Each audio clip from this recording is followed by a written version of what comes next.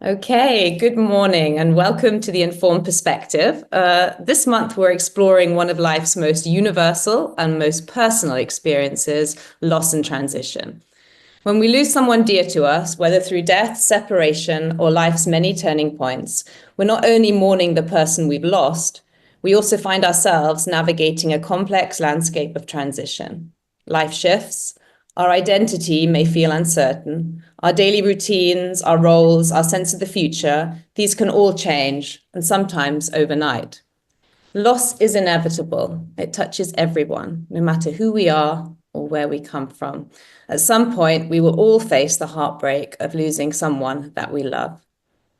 And loss doesn't stop at people. In life, through ordeals, we may even lose and grieve for parts of ourselves, dreams that we once held, identities we built, beliefs that we clung to. These inner losses can be just as disorientating and just as transformative. So, how do we cope? What helps us survive or even grow through these moments? Can loss be not only an end, but also a beginning? And what does it teach us about who we are, what we value, and how we find meaning? In today's conversation, we're going to be exploring some of these questions. We'll look at grief as not something to get over, but as something to live with, something that when we allow it can shape our understanding, deepen our empathy, and even open us to new ways of being. So, as ever, I'm going to add a few quotes before we dive in and introduce you to today's guests and look at a few perspectives potentially on loss and transition. So the author John Steinbeck wrote in The Winter of Our Discontent, "It's so much darker when a light goes out than it would have been if it had never shone." Anne Lamott, from her book, Plan B, Further Thoughts on Faith, "You will lose someone you can't live without, and your heart will be badly broken. And the bad news is that you never completely get over the loss of your beloved. But this is also the good news. They live forever in your broken heart that doesn't seal back up. And you come through. It's like having a broken leg that never heals perfectly, that still hurts when the weather gets cold, but you learn to dance with the limp." Elizabeth Kubler-Ross, a Swiss-American psychiatrist, author, and a pioneer also in this field of grief and end-of-life care, had said, "The reality is that you will grieve forever. You will not get over the loss of a loved one. You will learn to live with it. You will heal and you will rebuild yourself around the loss you have suffered. You will be whole again, but you will never be the same, nor should you be the same, and nor would you want to." And Cheryl Strayed, the author, "Nobody will protect you from suffering. You can't cry it away, or eat it away, or starve it away, or walk it away, or punch it away, or even therapy it away. It's just there, and you have to survive it." Now I'm going to pass over to Jenny, have a little muse on those quotes, which I think are very powerful. And Jenny's going to introduce us to our amazing guests today. Thanks, Penny. And for all our listeners, it sounds like it is a very heavy topic, but the people that we've invited today, we've reached out to and connected with because of the energy and their perspective and their approach to everything they're going through or have been through, and how they're shaping their lives in a really positive way to do that. So I'm really excited to introduce everyone today. First off, Dawn Ford is a loss and wellbeing specialist with nearly 2 decades of experience in grief, emotional wellbeing, and therapeutic support. Starting as a child bereavement volunteer in 2006, she now delivers a transformative edutherapy program to help clients process unresolved grief and emotional resilience and build emotional resilience. Her work blends creativity, compassion, and a deep belief in the healing power of emotional honesty.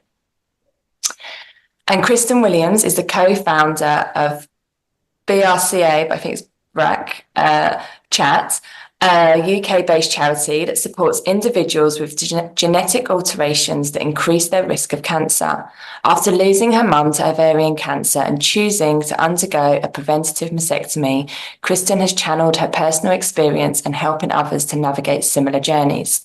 By day, Kristen is a qualified social worker and manages an advocacy team supporting children and young people. She's also a passionate lover of the sea, a cat enthusiast, and a keen hula hooper. Emily McGregor is a writer, broadcaster, and music historian. She appears regularly on BBC Radio 3 and 4 and has contributed to publications including The Guardian.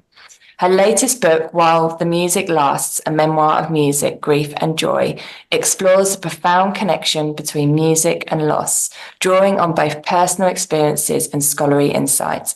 Emily holds a doctorate from the Oxford University and has held research posts at Harvard University and King's College London. She currently lives in London and with her unapologetically fluffy dog. And last but not least, Bethany Smith is a mother of 3 and a midwife whose life took an unexpected turn in 2022 when she was diagnosed with both Hodgkin's lymphoma and incurable metastatic thyroid cancer. Since then, she's undergone intensive treatment and major surgeries and continues to defy expectations with strength, lifestyle choices, and unwavering determination. Bethany also brings light to a heavy journey through her brilliant YouTube channel, All Love is Light, and where she uses humour to document and share her health journey with others. And I'll pass back over to Penny, who will lead with our questions for today.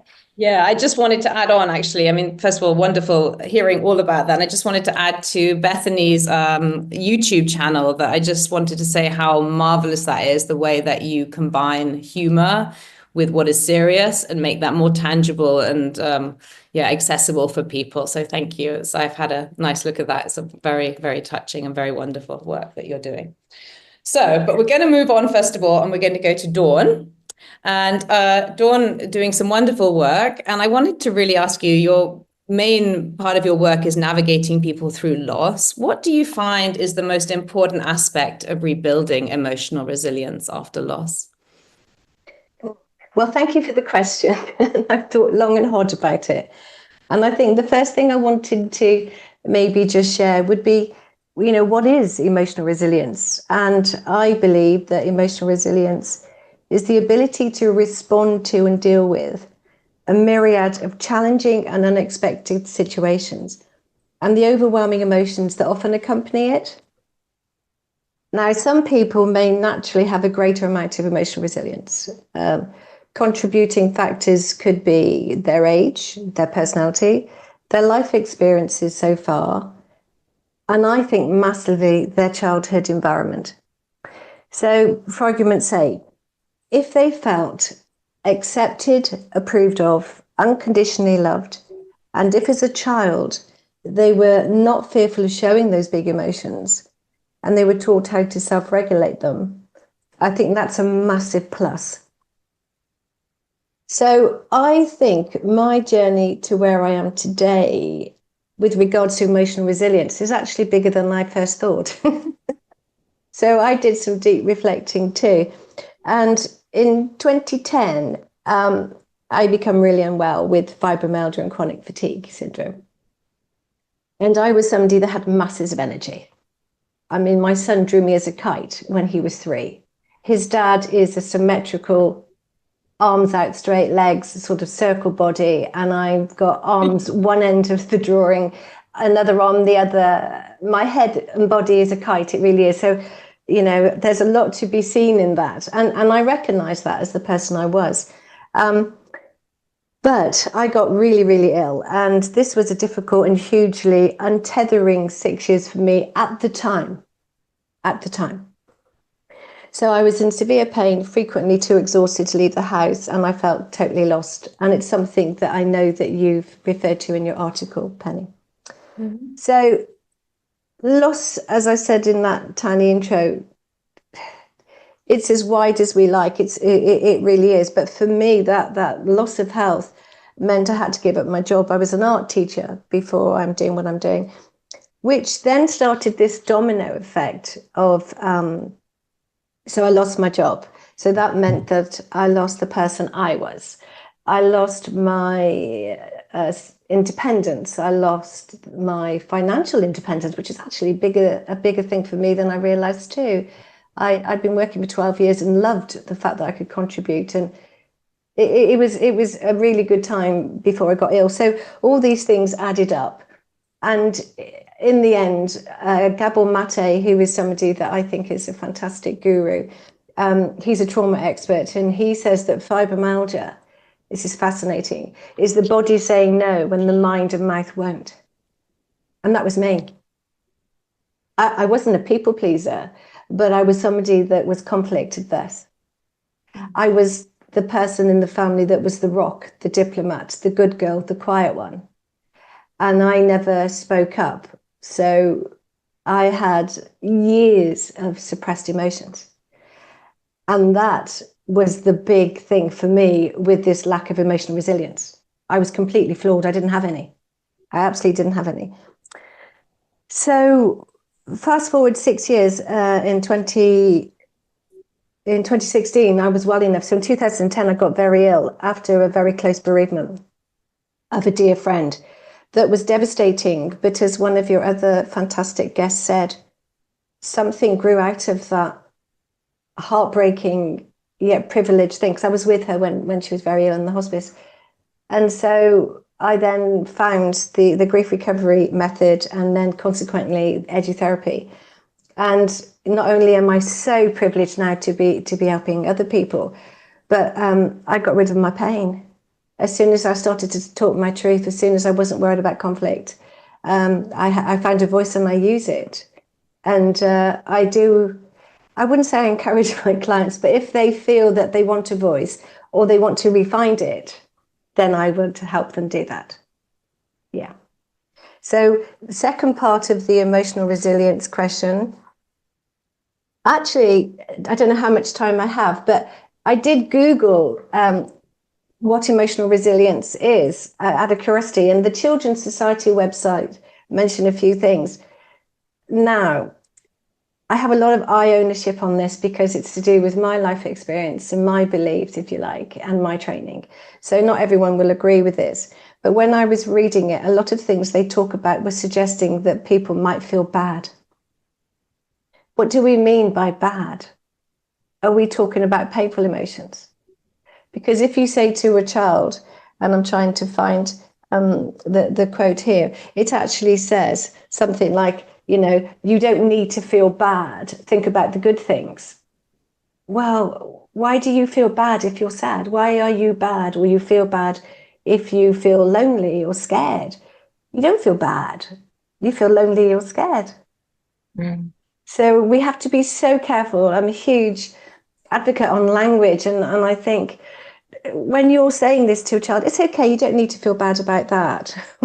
We, as I said to the girls before, both Penny and Jenny, we don't tell people how they should feel, and we don't tell them how they shouldn't feel, but particularly children, because this is where they start to learn. This is the foundation. This is where the emotional resilience often starts, in my eyes.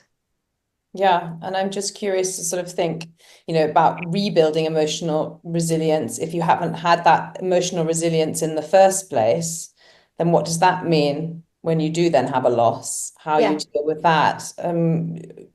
You're talking about dealing with conflict. So with your clients, are you potentially trying to work on conflict first to help them through that transition to deal with the loss? Or?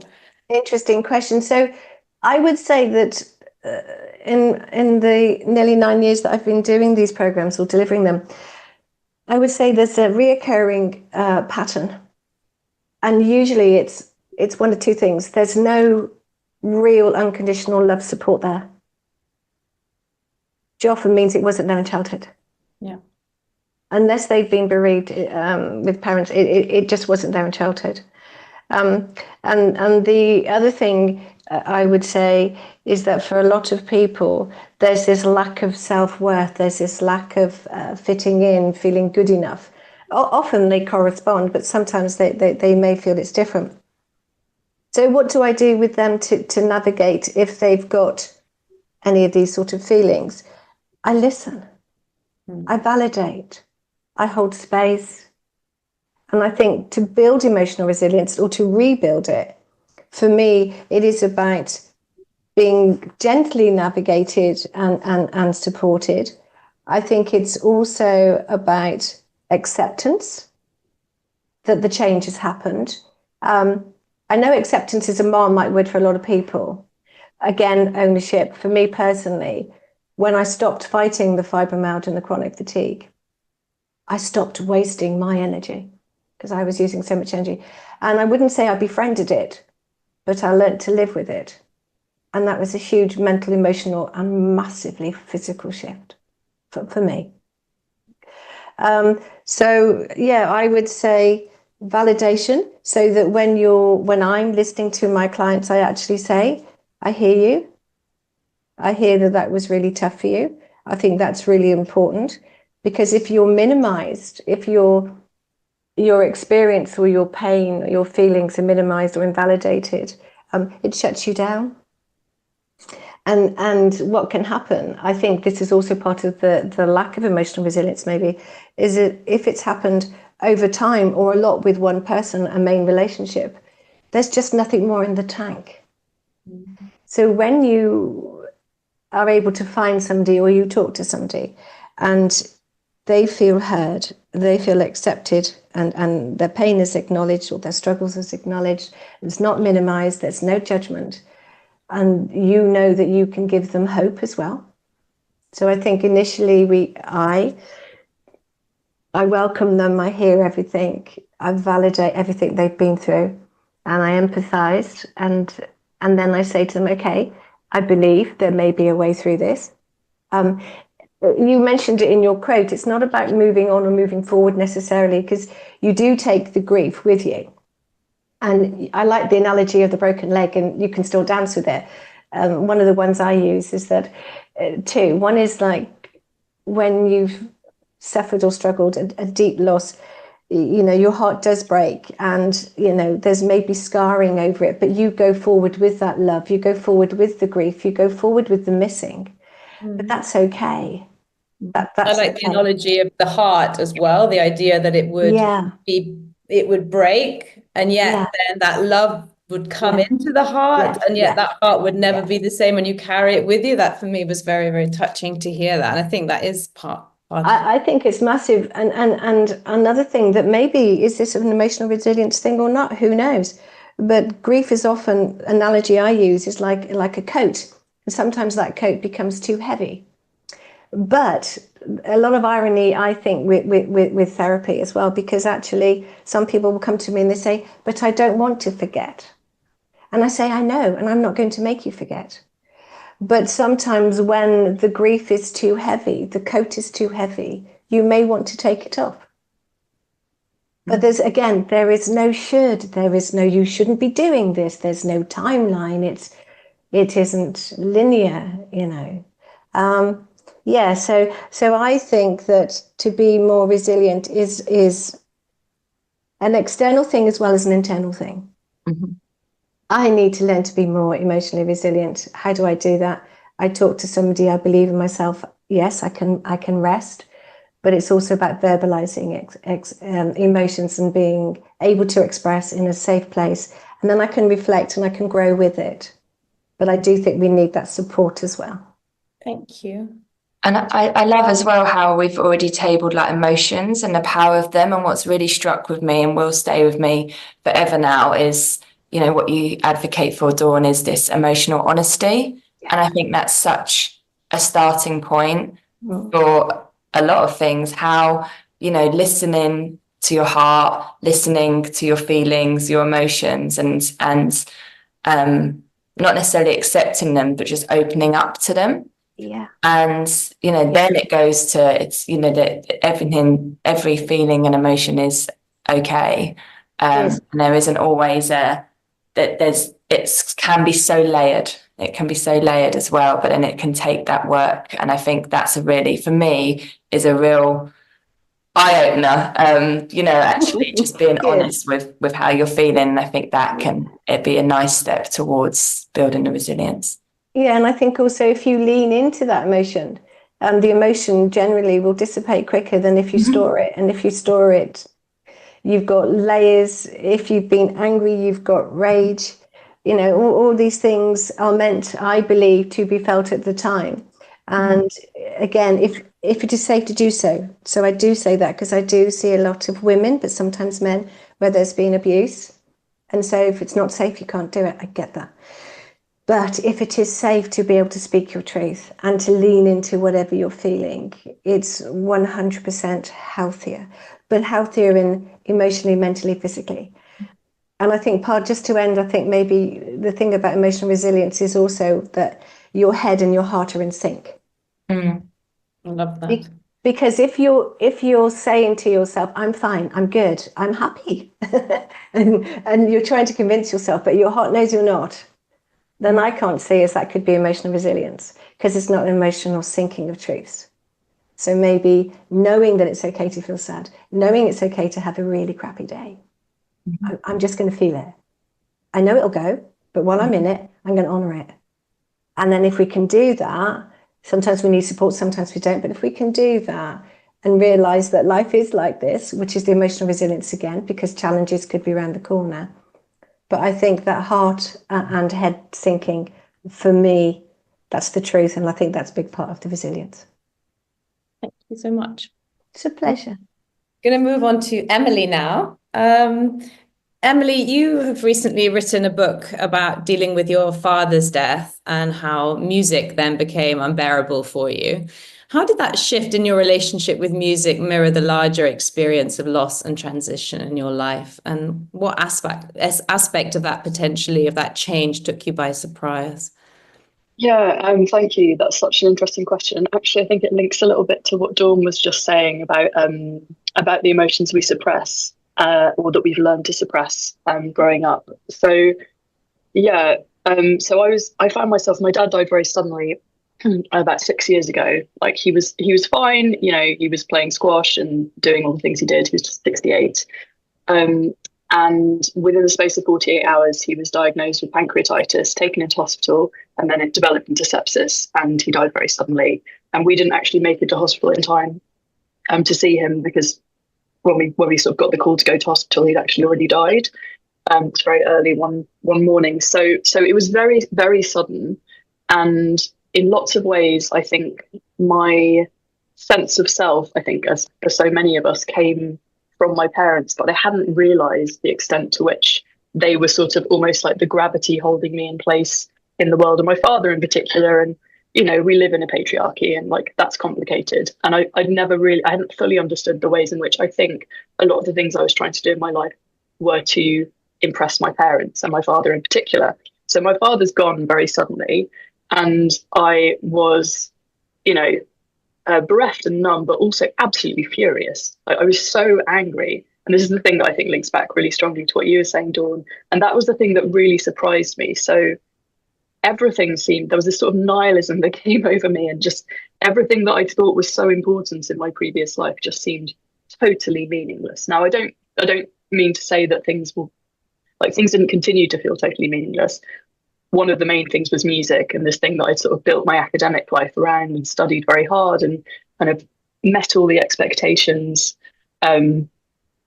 that an academic career requires, you know, constantly striving, constantly achieving. And I was just like, why did I do all that? Like, what was that even for? Was it just to sort of strangely win the approval of my father? Or, you know, I mean, there are other things, obviously, but was that the sort of background thing going on? So I was very, very angry. And I think that's interesting because it's an emotion that I'd never really experienced before. And out of that sort of nihilism and anger and my feeling that the rules that I'd been following so closely were actually like totally ridiculous. Like, why did I think that I had to behave in a certain way? Why did I think that when there was like a no entry sign, provided it wasn't, you know, actually unsafe and there wasn't a cliff edge, you know, that I couldn't like just go through? Like, what's the worst that can happen? I suppose you might get arrested, but like, you know, no one's going to die. So yeah, it was a big shift in perspective. And I think out of that, I very gradually, and, you know, I'm now 6 years on, and that's still relatively early, I think, in whatever process we experience when someone we really love has died, I feel more able to take risks. Like I wrote this book, which, having been an academic, was a big branch out into the personal. So very unexpected by my colleagues, for instance. I've done radio broadcasting because, the first time I did that, I just felt like, well, if it's a disaster, no one will be dead. Why don't I just see if I can? And it turns out I can, and I really enjoy it. So I think there's sort of been a big shift in perspective and a sort of opening up of life, actually, and that's complicated, and I don't know what to make of that, given that it's predicated on someone I really, really loved and really closely related to and had a great relationship with, not existing anymore, or not existing. Sorry, that's like not quite the right way of putting it, but not being present. Yeah. And that void, like when the parent's gone, like you said, it's sort of an attachment, isn't it, that you have to your parents, that you quite rightly say they define you throughout your life. You always have that sort of anchor. And when that anchor is then Exactly. that is exactly that moment when you're sort of faced against the wall, like, yeah, where do I go now? And I think that can really throw you potentially. And Yes. what I loved hearing, Emily, was, you said the word perspective. I just made a note of it as well, and kind of questioning that value of like what I have done and what I am doing. But then actually it's made you step back, for want of a better phrase, and go into things with such a different attitude and with that different perspective and with that more risk taking, because you're like, actually, bad things happen. I don't know, I just realised I don't know if we're meant to swear on our podcast, so I stopped myself. Have to bleep me out. That's when I'm getting. But bad things happen, but actually in life that's not going to happen all the time. And I feel really centered. I've lost my mum 3.5 years ago, and I was working for a utilities company in the insurance department. I just did not care about selling boiler insurance. Yes. Like, I was blessed that I had the opportunity to be able to leave my job, and we're now overseas. But I was like, what am I going to do? Because I was like, this is not a priority. And I would still work hard, and but it was like, I just genuinely, and it was nice because from a day-to-day kind of stress management, it actually really helped, because it gave me that perspective. But I hadn't thought of it. Well, I had at the time, but hearing you speak really recalled that for me. I think it's easy to fall into like what feel to me like awful banalities, like life is precious, but it is, and it's true, and it isn't. You're not. I think what I hadn't really understood, and again, this is extremely naive, but I was 31 when my dad died, and no one, it's not strictly speaking true, but no one in my kind of family unit, no one who like I depended on for my sense of self had died yet at that point. And I didn't really understand the extent to which those people were sort of like threads securing me into the world. And I didn't understand yet, and again, this is the bit that sounds really naive, that people do die, and that we're all going to die at some point, and we don't know when that's going to be. And I think that's quite underlined by a sudden death. And so we should really be doing the things that we want to be doing as now. I got a dog really soon after my dad died, because I was like, I just really want to have a dog, and I want in my life to have had a dog. And that's really important to me. But isn't it also that kind of feeling as a youngster that you're kind of immortal as well? That somehow when you're young, if I talk to my kids about death, or my teenage son, it's just so far removed. You don't even spend time thinking about it. I mean, thank goodness they don't, to a point. But yeah, if it's suddenly then forced upon you, you're not prepared. You haven't had any preparation for that. You can't be prepared for it. That's exactly right. I think, you put more eloquently the point that I was trying to make, which is basically you kind of live in this space where you don't really believe in death. Or I didn't. And that might be to do with the culture in 21st century culture and modern medicine. I think people might have felt quite differently, like in the 18th century, for instance. But Yeah, it was just very hard to wrap my head around. It was also the case I was 31, so it wasn't the case that, so there were people I knew who'd had parents die, but not very many. And so I was in this sort of slightly strange space where a lot of my friends, like who were similar ages to me, they were no longer like people in their early 20s who really just didn't know how to cope with it, where they, just would like a friend of mine who had a parent die in her early 20s said that people just avoided her basically, and she felt very isolated. So my friends didn't avoid me, but they still didn't really know what it was that I was dealing with. And that was quite alienating. That was quite difficult. And also just that sort of finality of it as well, I think. A very good friend of mine, she took her own life when she was only 20. And it was just that sense of not just being there anymore, just emptiness. Like it's just gone. So again, it's not even tangible. You can't, what do you do with gone? It's just really difficult. Thank you very much, Emily. Thank you. Move on to Kristen now. Kristen, I know the story because our mums were best friends. Very sadly, your mummy died of ovarian cancer. And then following on from that traumatic experience, you faced the significant transition of choosing preventative mastectomy. How did both of these experiences shape your understanding of loss and transition? And how did you cope emotionally with such life-altering decisions?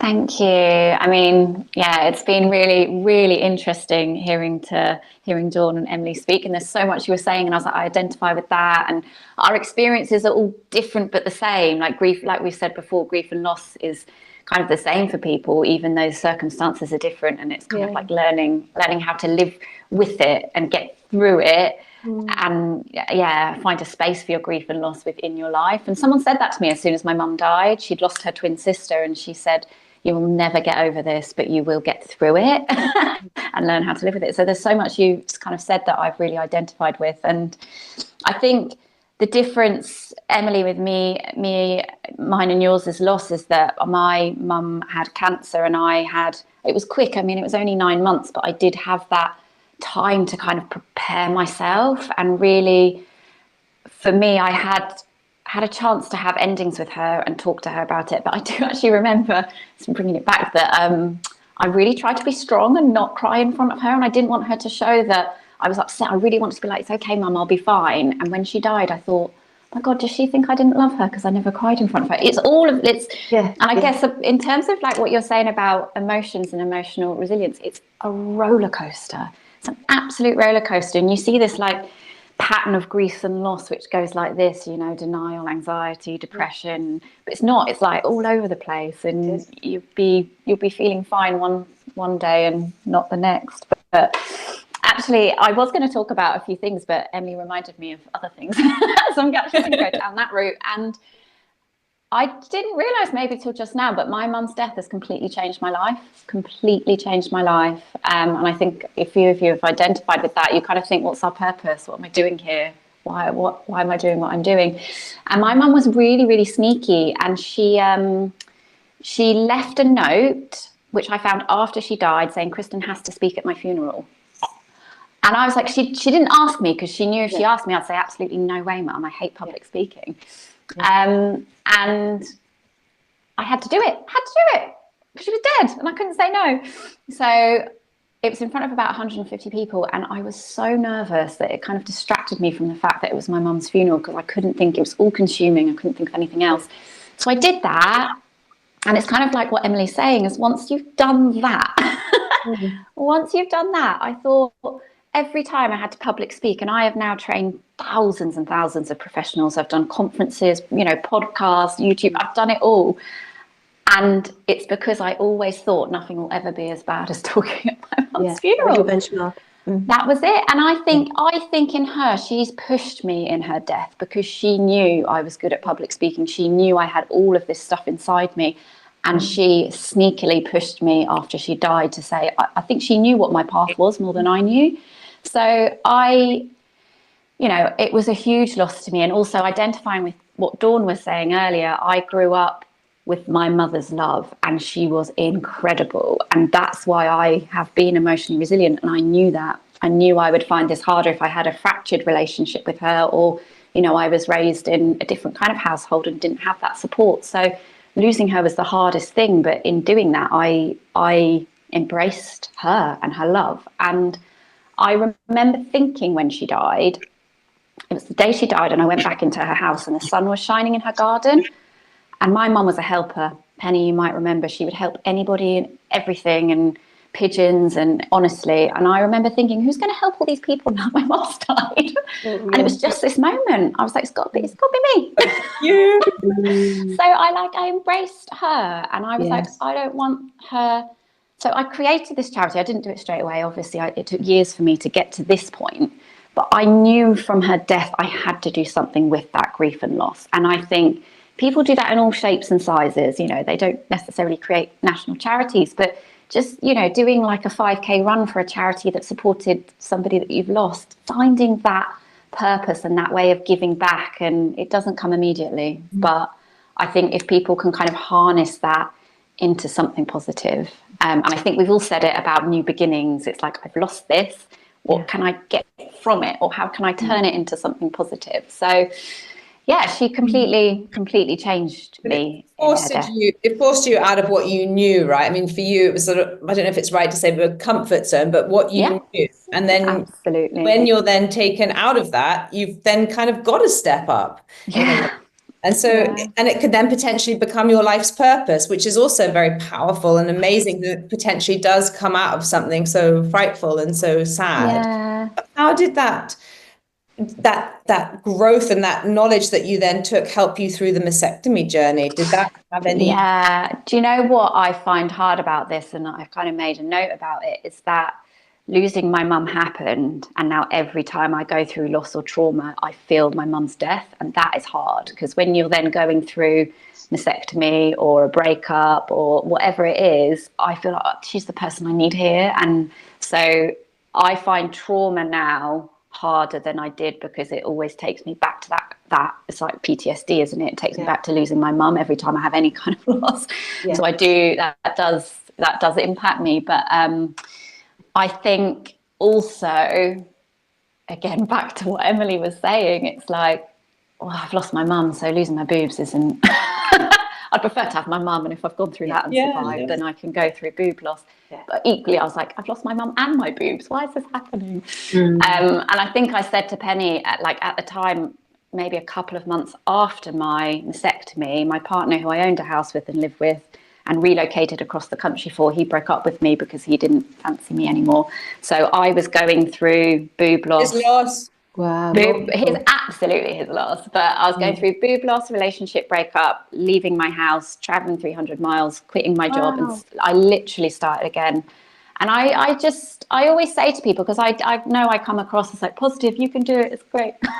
Find the positive. But I do remind people, I came like from my lowest to get to where I am now. I really did I moved in with my dad, and I was like 31 at the time. I just like I say to everyone, the only thing I had left was like my cat. That's really what I felt like. So I do think, knowing that I could cope and go through my mum's death, I was then kind of used to loss, and I was used to new beginnings. And I tried to think, okay, I've lost all of that. I'll start, I'm 5 years from that now, and my life is great. I've got a wonderful partner and a lovely home, and I've started this charity.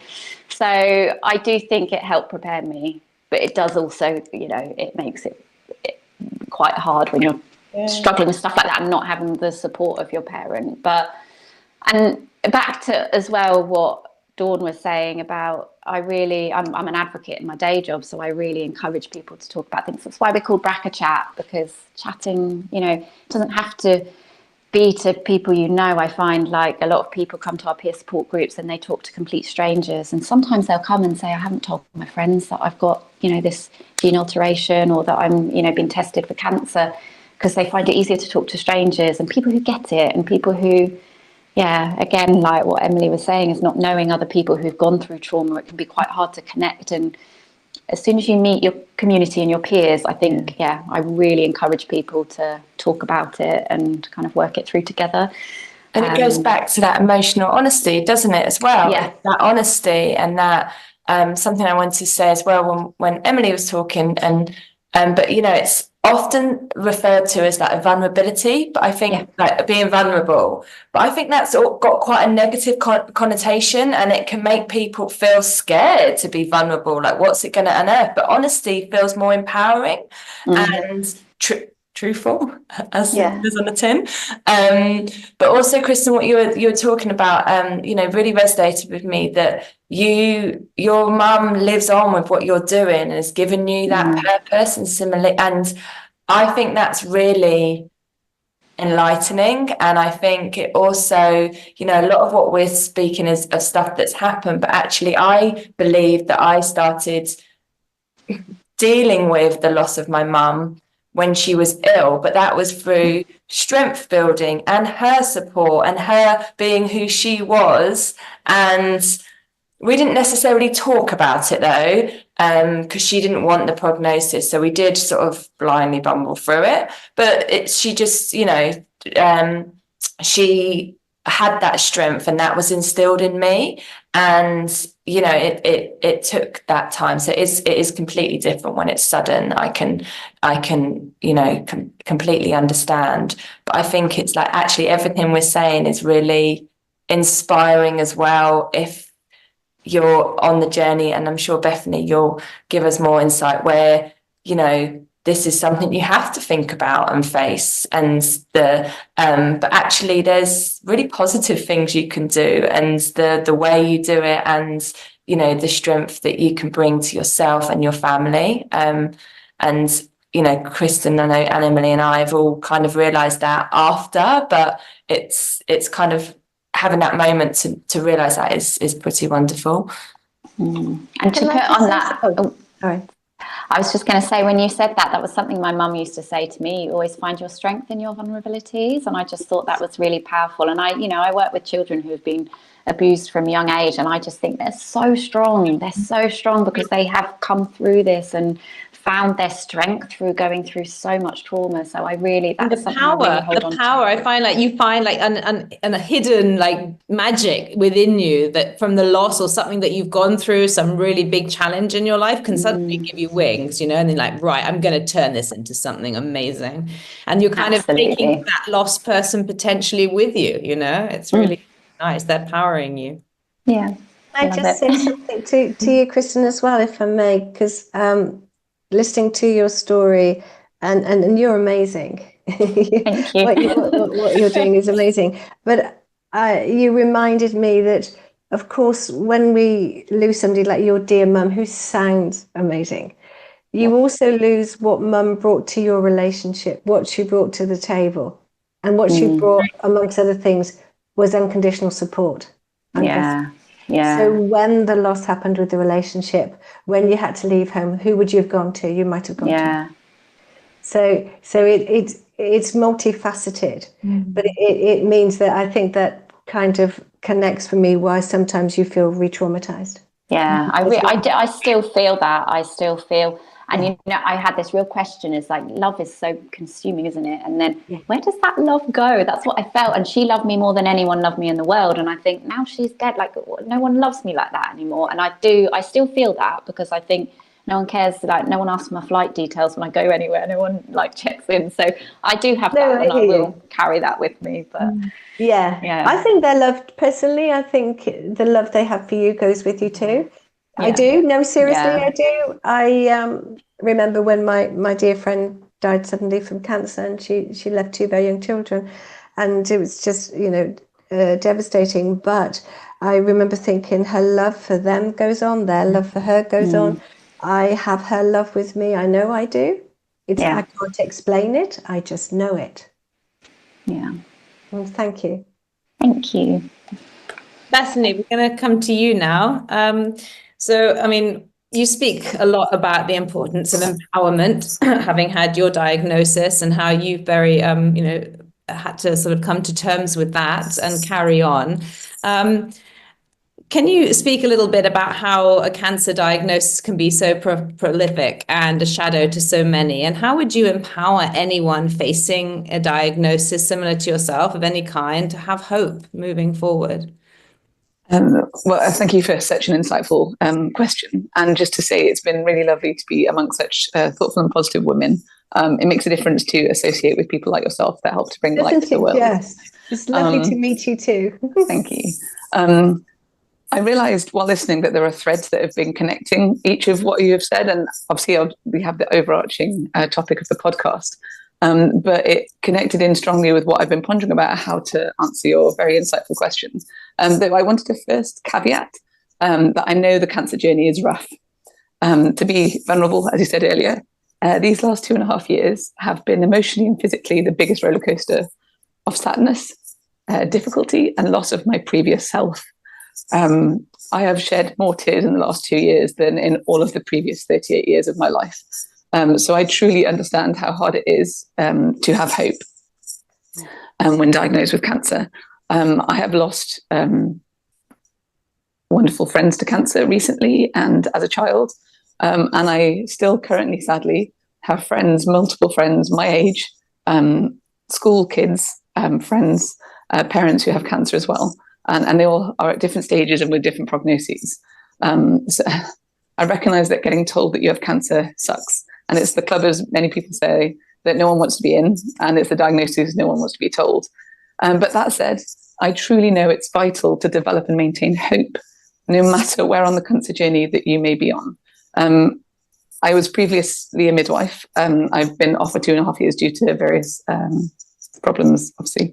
And I was passionate about empowering the women when they were the most vulnerable. And similarly, I feel so zealous about empowering myself and others with a cancer diagnosis to have hope and to never let go of hope. Since my diagnosis, as people often do when they get diagnoses like this, I've read multiple books on the power of the mind and how what we tell ourselves and believe has a direct impact on what our bodies do in response. 2 books that I can't recommend highly enough to anybody who has cancer or has a loved one with cancer is one called Radical Remission by Dr. Kelly Turner, and also How Your Mind Can Heal Your Body by David Hamilton. These books completely changed my mindset from frequent worries and hypotheticals to a mindset of mostly, and I do say mostly because I am human, a mindset of hope and peace. Dr. Turner, in the first book, traveled the globe and interviewed hundreds of cancer survivors. And she identified 9 things all of these people did to a lesser or greater degree that brought them into radical remission, either with conventional medicine or instead of conventional medicine. And they had all been told that there was a limit on the time they had left on Earth. And what was so profound, I found about these things, were only 2 of these 9 things were external. And they were taking immune boosting supplements and radically changing their diet to a whole food, plant-based diet, both of which I do. I mean, I'm human and I slip up because who doesn't love some chips and pizza occasionally? But yeah, the other 7 things are all internal though. And they are feeling in charge of your health, following your intuition, releasing suppressed emotion, increasing positive emotions, embracing social support, deepening your spiritual connection, and having strong reasons for living. Now, a nurse gave really sage advice to my husband when I'd been diagnosed with a second incurable cancer. She said, have something planned each month to look forward to.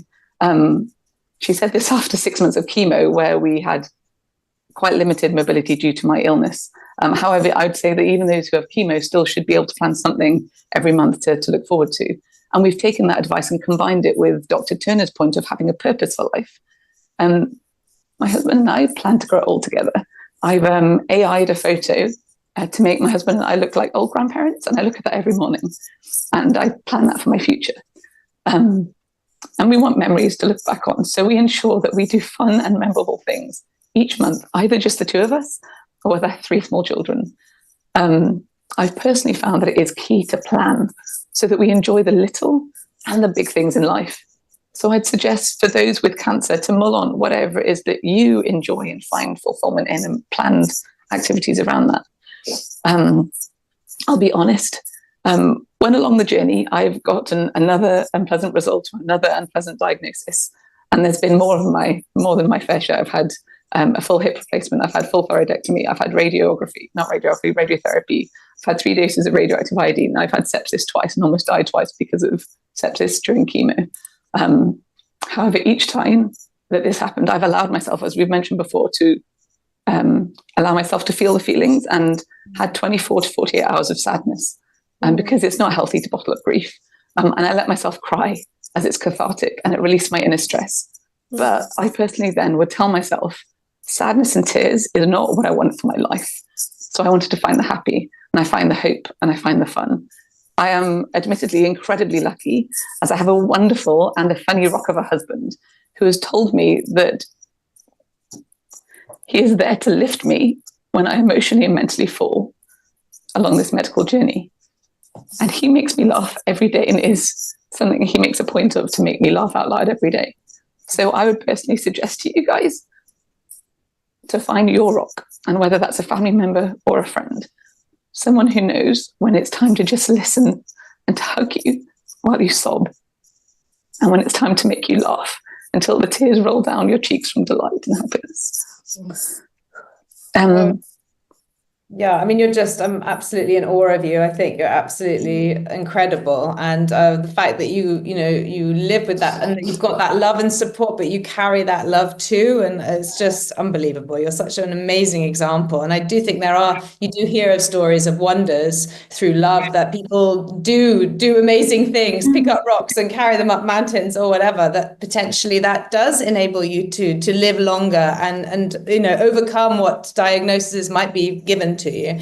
And I just think that's absolutely incredible. And I do think that's so wonderful that your husband is supporting you as well, but that you do things together as a family and carry that love forward. So thank you so much for sharing that with us. I do recognize also that it's not possible to always have hope that you'll live forever. I try, but there was something else that I just wanted to touch on, that I recognize that not everyone is spiritual in the same way.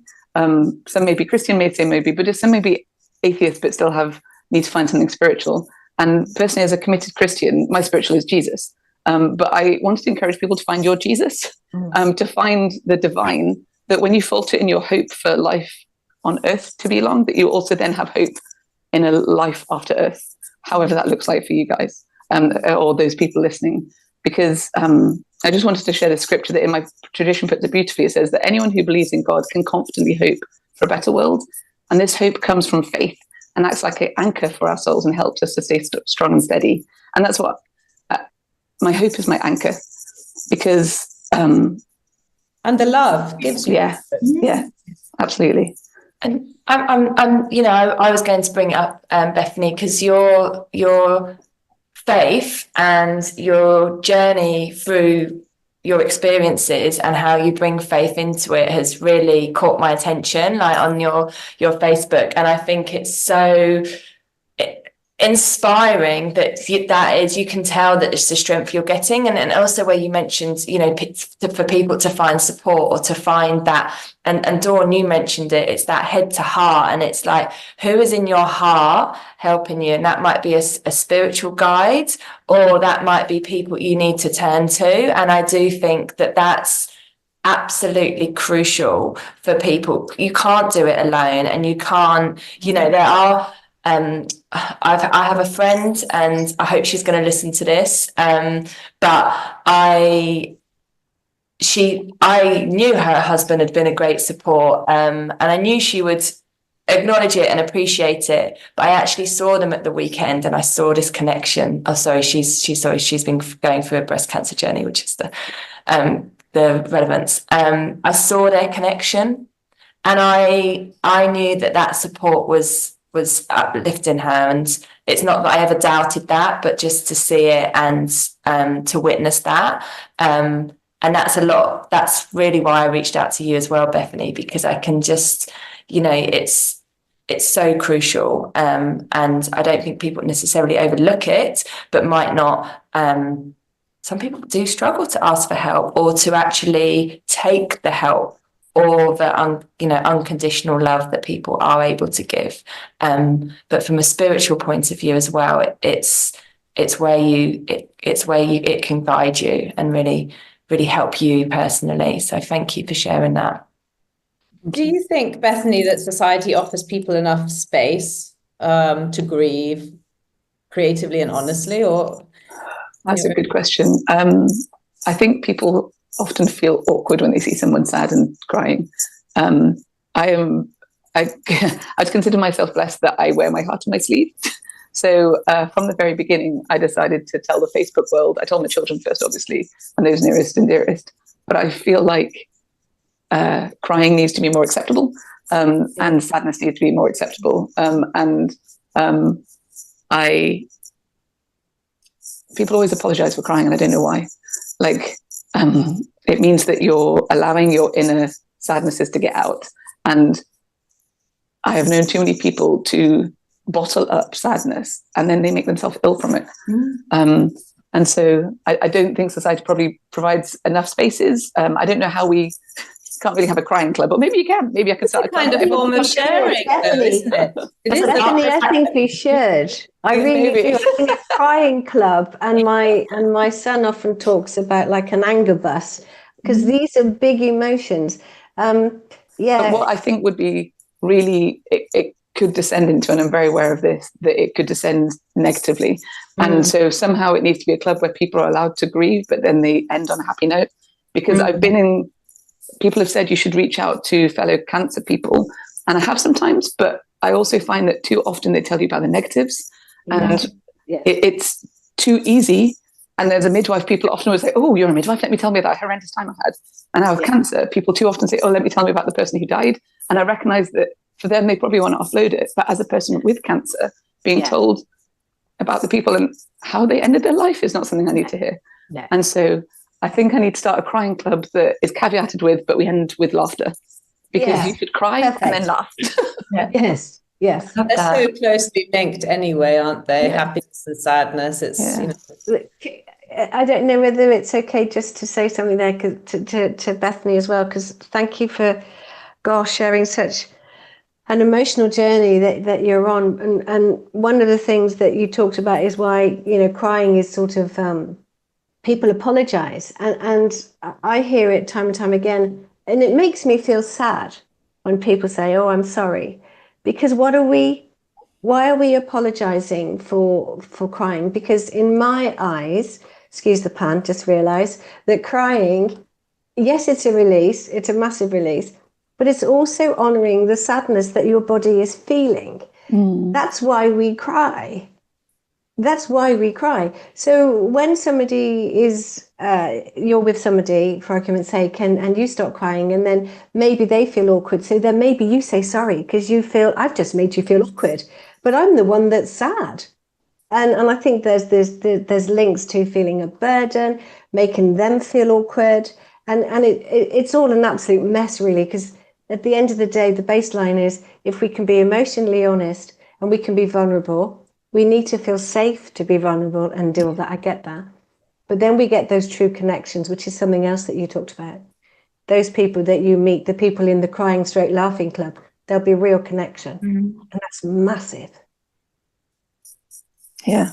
And I think it's also really important to remind everyone that I hesitate using the word because I feel like it's a buzzword at the moment, but to be authentic. And when all of you have been talking, it's but particularly you Bethany, is, you know, you are talking about hope, but it's a really sad experience that you're trying to inspire people to be hopeful through, and you can tell that you're not trained yourself to be like this, you know, motivational, like hype, you know, it's not, you know, but it's, and just to feel and hear that authenticity, I think, and people have to, whether it's crying or being honest with their emotions, find out how to show up. And it's also when to talk and who will listen. I'm realizing as well that I identify certain people in my life, and that's no discredit or criticism to the others,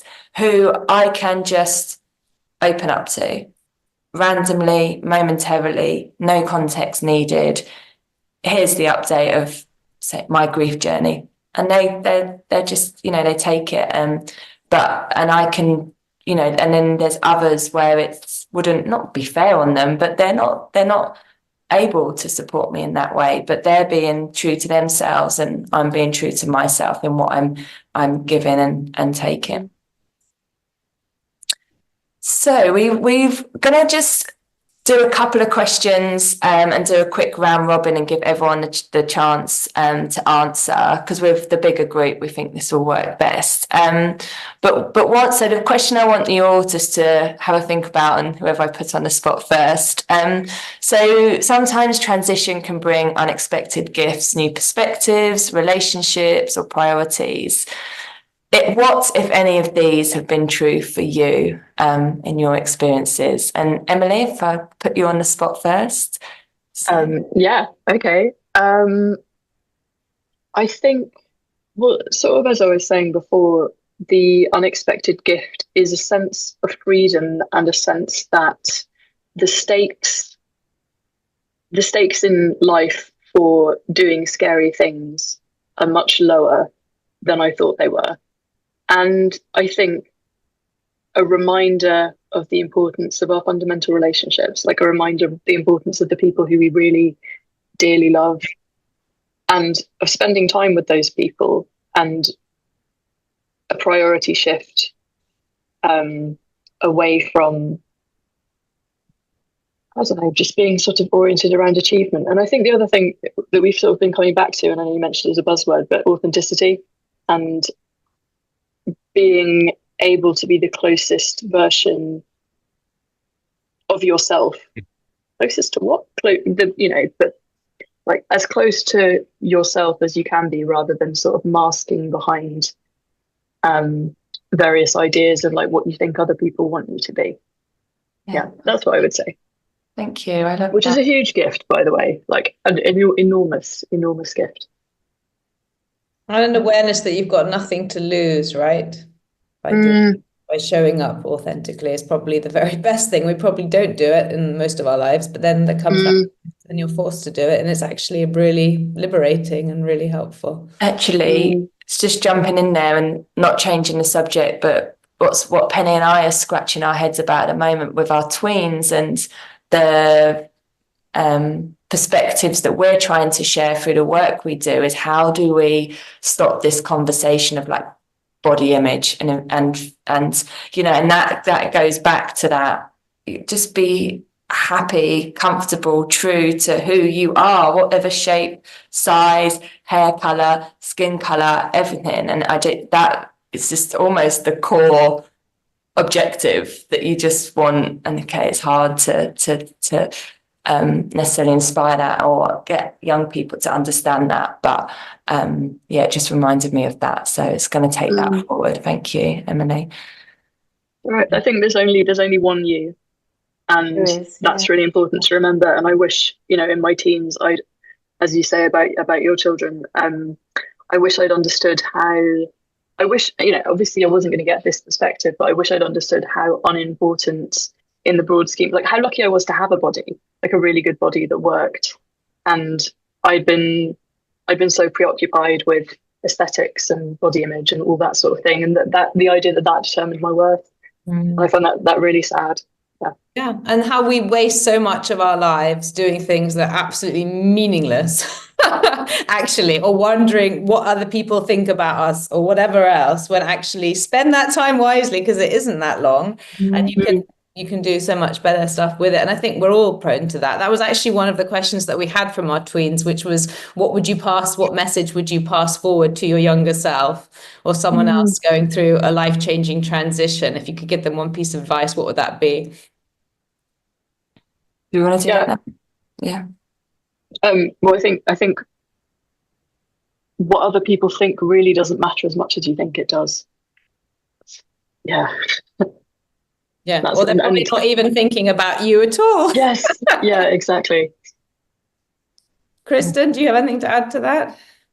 Yeah, kind of jump on that in terms of having a mastectomy and having boob loss. Is that exactly the same? Is the aesthetic for me was the most important thing, and it was so sad. You're losing a body part that's there to like literally nurture children and provide milk and keep another human alive, and the biggest thing for a lot of us going through mastectomy loss is how am I going to look and what am I going to look like. And you know, I think my view of my body completely changed after I had a mastectomy, and I know this happens to quite a lot of people as well, is that you have a new respect for your body, and actually really it's that perspective, like you're saying, change of perspective of what's the point in your body.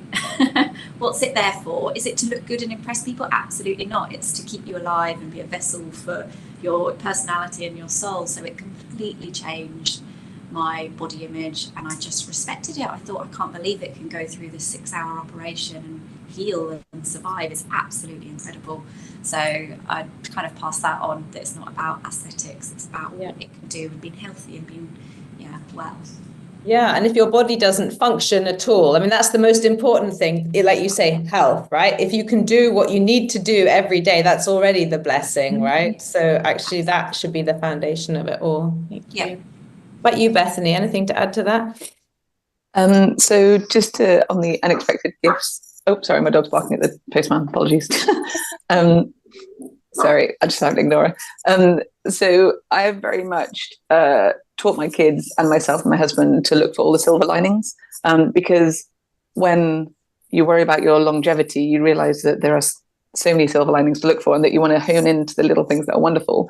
And there have been so many silver linings. So really, we're talking about body image and not, is that I've always wanted curly hair my entire life, and it turns out chemo gives you chemo kills. And it made me so happy. People have commented on my hair. I was like, I know, this is chemotherapy. You need chemotherapy to have this hair.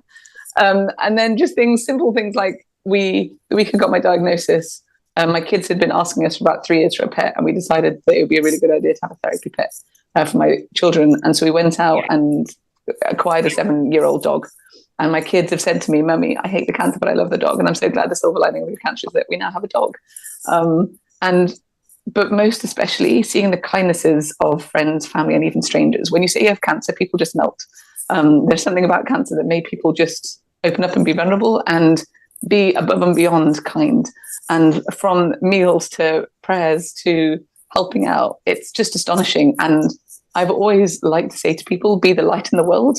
And now it's a case of seeing all the light coming in back to me, and then trying to shine it out and remind people that kindness is, well, that wonderful quote that when you can choose anything in the world, choose kindness. It turns out cancer makes everyone kind towards you. And so it's definitely been a silver lining. But also that you take that kindness as well, I think is a gift, like that you're aware of that and accepting of it. And, I think that's wonderful. And also with the silver linings, some people might think, oh, but there isn't a silver lining, but you can make a silver lining. Yeah, there's always a silver lining. Sometimes people think that it's like going to just appear. I don't know. But actually, so for example, I had to go in for radioactive iodine. I was radioactive. My children, bless them, were like, Mummy, does that mean you come back a superhero? I was like, no, sorry. But the silver lining, I get 5 days of peace. I get to not see anyone. I get to read my books. I get to do whatever I want. And I love you, children, but I get 5 days of nobody. Netflix. Absolutely. And so there are always silver linings. And there have been rough patches, but there's always been a silver lining. And that's been a gift. And what advice would you give to your younger self that we could share with our tweens?